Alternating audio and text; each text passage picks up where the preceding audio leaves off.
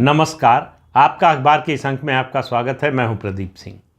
भेड़ के भेष में भेड़िया और कट्टर ईमानदार के भेष में कट्टर बेईमान, इसका ज़माना अब लग गया, इसके दिन चले गए। ये प्रधानमंत्री नरेंद्र मोदी का ज़माना है, जहां ईमानदार के साथ ईमानदारी से और बेईमान के साथ बेईमानी का जो बर्ताव होना चाहिए, यानी कानून के मुताबिक जो बर्ताव होना चाहिए वो होता है। भेड़ और भेड़िए की पहचान जो है करने में यहाँ सरकार को दिक्कत नहीं होती। प्रधानमंत्री नरेंद्र मोदी की सरकार का करप्शन के प्रति ज़ीरो टॉलरेंस की जो नीति है वो सिर्फ नारा नहीं है, वो एक विश्वास है, वो एक निष्ठा है और वो एक सिद्धांत है जिसको पूरी तरह से लागू किया जा रहा है। पिछले 10 साल में अरविंद केजरीवाल दूसरे सिटिंग चीफ मिनिस्टर हैं जिनको भ्रष्टाचार के आरोप में गिरफ्तार किया गया है।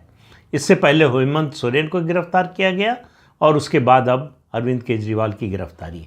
ये गिरफ्तारी मामूली गिरफ्तारी नहीं है कि एक चीफ मिनिस्टर या एक नेता भ्रष्टाचार के आरोप में घिरा हुआ था, उसके खिलाफ सबूत मिले, उसको जांच एजेंसी ने उसके खिलाफ जांच की और गिरफ्तार कर लिया गया।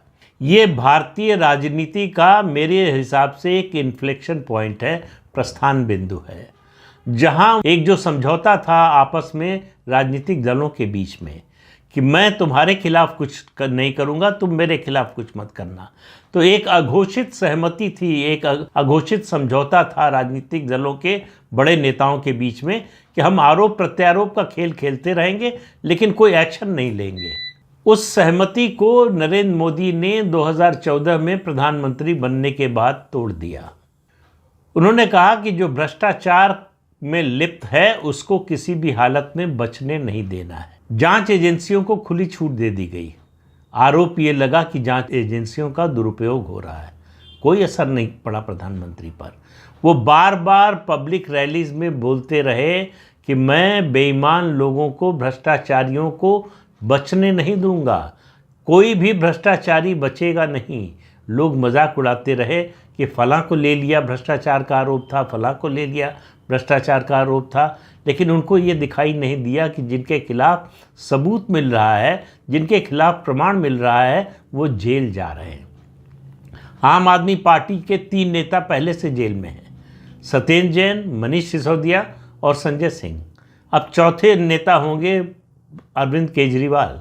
तो एक पार्टी जो भ्रष्टाचार विरोधी आंदोलन से निकली थी, उसके सभी बड़े नेता भ्रष्टाचार के आरोप में जेल चले जाएं, ये भारतीय राजनीति का पिछले 10 साल का नया चेहरा है कि ये आए थे ईमानदारी के नाम पर और इन्होंने शुरू कर दी बेईमानी। इनको लगा कि हमारे ऊपर तो ईमानदारी का तमगा लगा हुआ है, हमारे ऊपर ईमानदारी की नकाब हमने पहन रखी है, तो हमें कौन बेईमान कहेगा।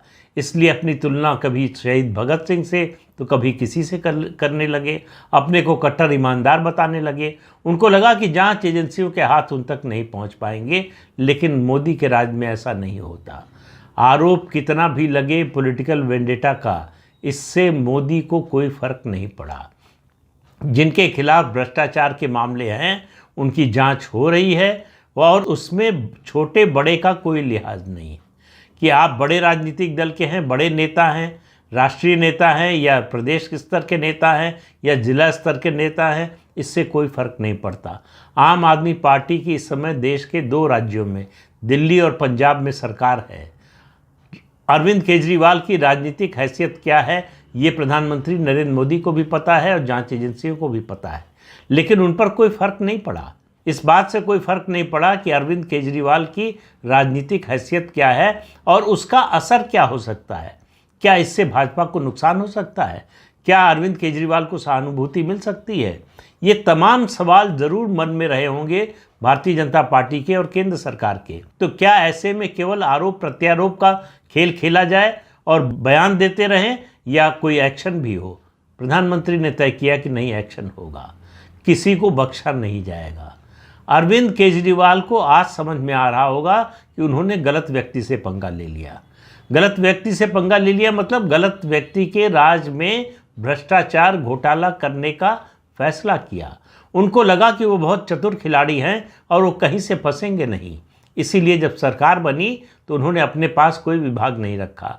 वो देश के पहले मुख्यमंत्री बने जिसके पास कोई विभाग नहीं, जो किसी फाइल पर दस्तखत नहीं करता। ऐसा मुख्यमंत्री आपको इतिहास में कभी देखने सुनने को मिला ही नहीं होगा।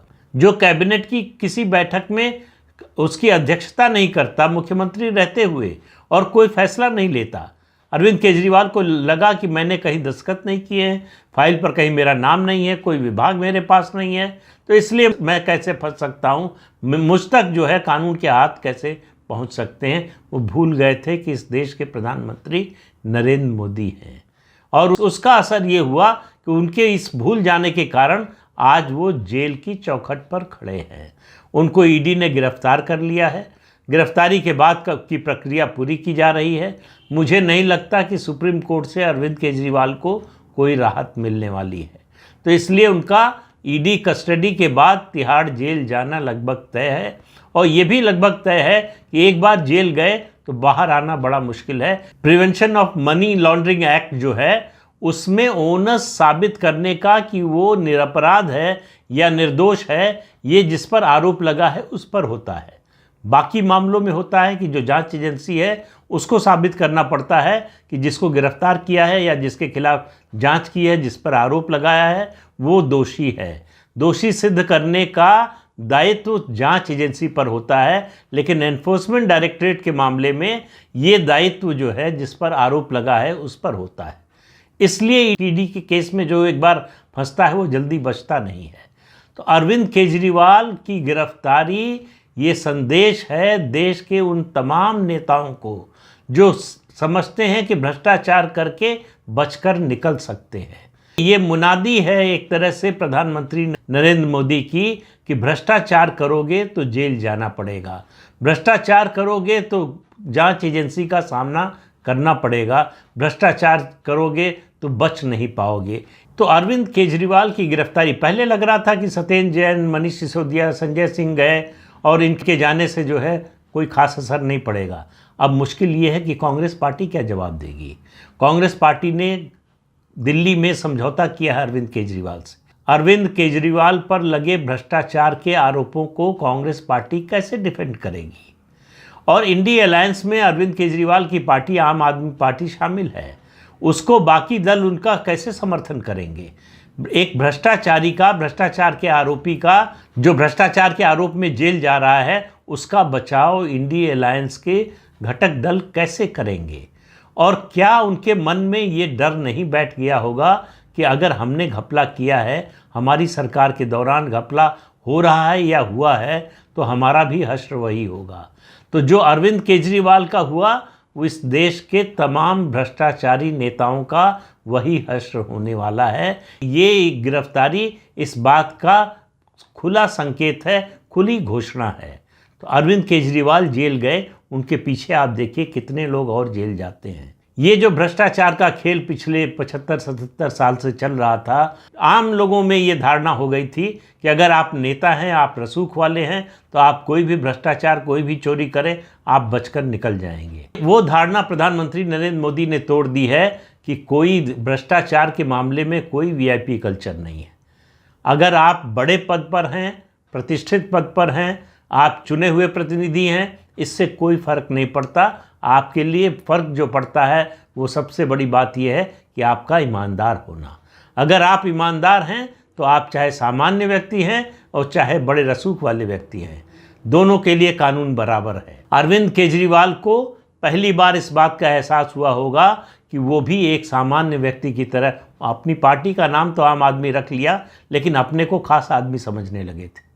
इसी का नतीजा है कि उनको लगा कि जांच एजेंसी के हाथ उनके गरीबान तक नहीं पहुंचेंगे, लेकिन वहां तक पहुंच गए। अरविंद केजरीवाल को अब तिहाड़ जेल जाने से कोई रोक नहीं सकता।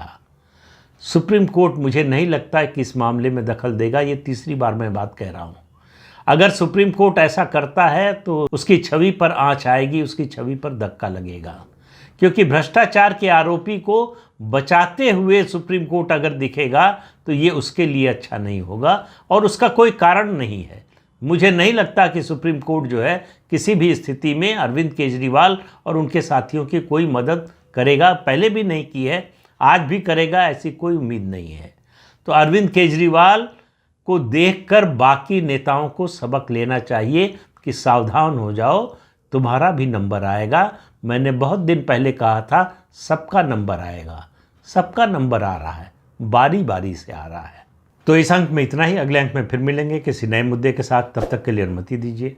आपसे अनुरोध है कि ये चैनल देखिए, शेयर कीजिए, लाइक कीजिए और सब्सक्राइब ज़रूर कीजिए। नमस्कार।